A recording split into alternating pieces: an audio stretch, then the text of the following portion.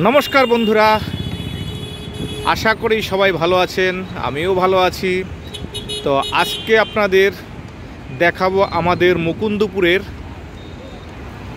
যে মুকুন্দপুর অঞ্চলটা, সেটা একটু ভিডিওর মাধ্যমে আপনাদেরকে দেখাবার চেষ্টা করব।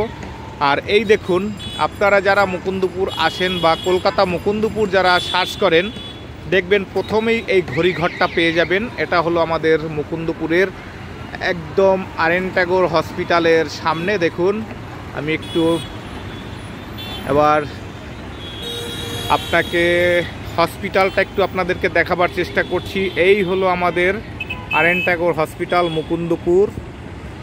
আর মুকুন্দপুরের প্রাণকেন্দ্র কিন্তু এই হসপিটালগুলো ওর উপরেই শুরু হয়েছে। তার কারণ মুকুন্দপুর হলো এখন আমাদের যাদবপুর অঞ্চলের ক্যাপিটাল বলা চলে। তার কারণ মুকুন্দপুর এখন একটা স্বাস্থ্যনগরী, আর এই স্বাস্থ্যনগরীকে কেন্দ্র করে এখানে অজস্র গেস্ট হাউস হোটেল তৈরি হয়েছে।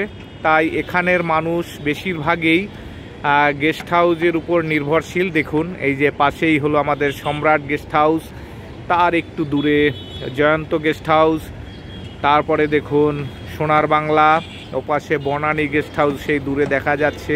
তো এরকম একশে বরকার এক হোটেল সেই দূরে দেখুন, যেখানটায় সূর্য মামা ঠিক বিল্ডিংয়ের মাথার উপর, ওটা হলো আমাদের অজয়নগর অম্বুজা বিল্ডিং।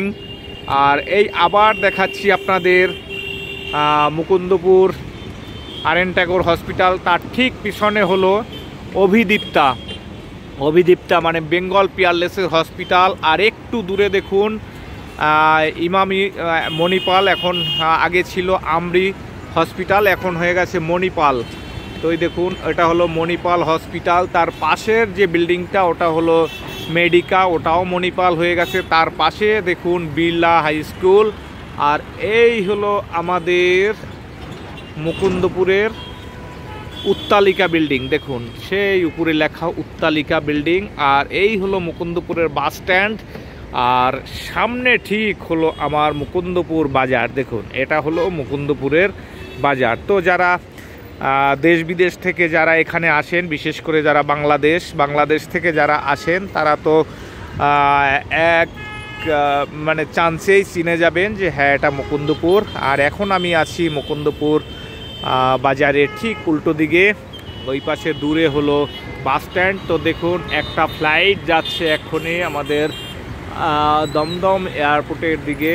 আস্তে আস্তে ফ্লাইটটা এখন ল্যান্ডিংয়ের জন্য এগোচ্ছে। সেই দেখুন, একটু এখান দিয়ে অনেকটা জুম করে, যেহেতু এটা মোবাইলের মাধ্যমে আসছে না, তো এই দিকটাও একটু দেখাচ্ছি।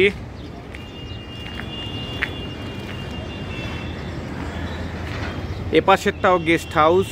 আর এই যে পাশের বিল্ডিংটা হলো বিক্রমপুর মেডিকেল এর যে ওষুধের দোকানটা, সেটা। আর এপাশে সব গেস্ট হাউস।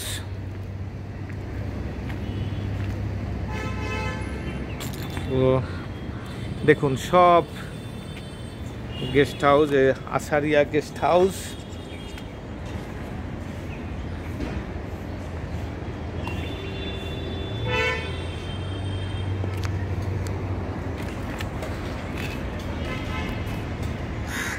তো বন্ধুরা, যারা মুকুন্দপুর অঞ্চলে যারা আসেন চিকিৎসার জন্য বাইরে থেকে, হয়তো যারা নতুন আসছেন তারা হয়তো জানেন না যে মুকুন্দপুর অঞ্চলে কোথায় কি থাকতে হবে, হয়তো তারা ভয় পাচ্ছেন বা সেরকম কোনো কিছু অসুবিধা নাই। এই কারণেই বলছি, তার কারণ এখানে আসার সঙ্গে সঙ্গে এখানে অজস্র গেস্ট হাউসগুলো পেয়ে যাবেন, আপনারা এখানে থাকতে পারবেন।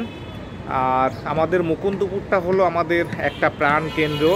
এখানে মুকুন্দপুর অঞ্চলটায় যে হসপিটালগুলো তৈরি হয়েছে, সেই হসপিটালগুলোকে উল্লেখ করেই এখানের ব্যবসা বাণিজ্য এখন চলছে। তো আমি আপনাদেরকে একটু ভিডিওটা করে দেখাবার চেষ্টা করছি এই কারণেই, তার কারণ আগে আমি অনেক সময় রাতের বেলা মুকুন্দপুর অঞ্চলের ভিডিও করেছি, কিন্তু আজকে আপনাদের আমি দিনের বেলার একটু ভিডিওটা করে।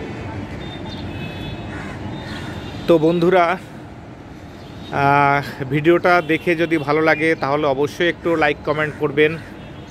তার কারণ আপনাদের জন্য ভিডিওগুলো আমি মাঝে মাঝে বানিয়ে এরকম পোস্ট করি, এবং যদি একটা লাইক বা কমেন্ট পাই তাহলে ভিডিওগুলো বানাতে আরও খুব ভালো লাগে, যে আমার বন্ধুদের ভালো লাগে। তার জন্য তো একটু উপর দিয়ে দেখাচ্ছি আমাদের মুকুন্দপুর অঞ্চলটা। আর ওই যে দূরে দেখুন একটা জলের ট্যাঙ্ক দেখা যাচ্ছে, এটা হলো আমাদের কলকাতার মানে টালার ট্যাঙ্কের পর সবথেকে বৃহত্তর জলের ট্যাঙ্ক ওভারহেড, সেটা হলো মুকুন্দপুর। আর ঠিক ওই জলের ট্যাঙ্কের থেকে 200 থেকে 300 মিটার দূরেই হলো আমাদের মানে আমার বাড়ি, সেখানে আমি থাকি। আবার একটু দেখাচ্ছি, দেখুন দূরে মেডিকা হসপিটাল, ওই যে দেখুন উপরে লোগো রয়েছে মেডিকা হসপিটাল, এই যে আমি জুমটা করছি একটু দেখুন, এটা হলো মেডিকা হসপিটাল। তো বন্ধুরা, এতক্ষণ যে আপনারা ভিডিওটা দেখলেন আপনাদের কেমন লাগলো অবশ্যই জানাবেন। আর ভিডিওটা আমি এখানেই শেষ করব, বেশি বড় করছি না, কারণ একটা জায়গায় বসে বেশি কিছু দেখানো যায় না, তাই এখানেই ভিডিওটা শেষ করব। আবার পরবর্তীকালে আপনাদের নতুনভাবে নতুন কোনো ভিডিও দেখাবো। ততক্ষণের জন্য সকলকে আমার আন্তরিক প্রীতি ও শুভেচ্ছা। সবাই ভালো থাকবেন, সুস্থ থাকবেন। নমস্কার, আবার দেখা হবে পরে অন্য কোনো ভিডিওতে অন্যভাবে। Tata, bye bye.